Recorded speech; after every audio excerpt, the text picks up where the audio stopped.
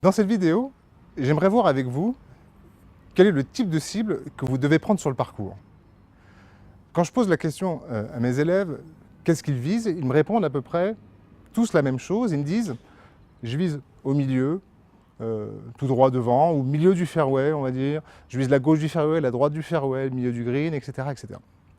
Et en fait, ce type de cibles-là ne sont pas assez précises pour que le cerveau puisse s'en imprégner. En fait, pour vraiment sortir de la cloche, et pour que le cerveau puisse s'imprégner de la cible, il faut que les cibles que vous preniez soient vraiment très précises, et à la fois précises et évidentes. C'est-à-dire, par exemple, je peux voir là-bas, il y a un bouquet d'arbres. Donc, admettons que ce soit un dogleg droit, je vais prendre, donc je me dis, tiens, j'ai envie d'aller sur la gauche du fairway. Sur la gauche du fairway, je vois ce bouquet d'arbres, et dans ce bouquet d'arbres, je vais prendre un des trois arbres. Et dans cet arbre-là, je vais prendre une partie précise, parce que l'arbre est trop grand encore pour que le cerveau puisse vraiment focaliser dessus. Donc je vais prendre, par exemple, le tronc que je vois en bas. Je vais prendre une branche qui se détache. Alors là, je vois dans la cime des arbres, je vois une branche, enfin un groupe de branches, parce qu'il est assez loin, qui se détache du fond, puisque je vois le ciel bleu derrière, donc c'est une branche verte sur du ciel bleu, donc ça se détache bien. Donc elle est à la fois précise, la cible, et à la fois évidente. Donc dans la mesure du possible, si elle peut être précise et évidente, c'est mieux. Et donc, une fois que vous avez cette cible-là précise, quand vous allez être à l'adresse, quand vous allez faire votre coup d'essai, avant de faire votre coup d'essai, il va falloir regarder cette cible précise, c'est-à-dire cette branche.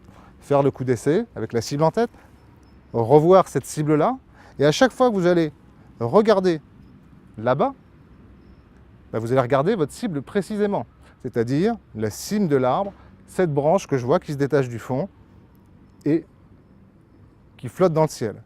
Et donc, vous allez jouer à chaque fois là-dessus.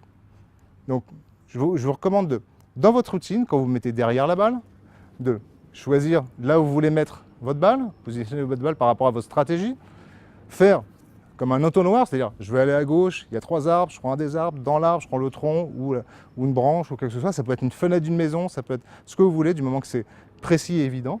Et ensuite, faire votre routine sans jamais perdre de vue la cible quand vous regardez là-bas. Donc essayez ça sur tous les coups, pas que sur le long jeu. Vous pouvez bien évidemment faire ça sur le drive, sur les coups de fer, sur le fairway.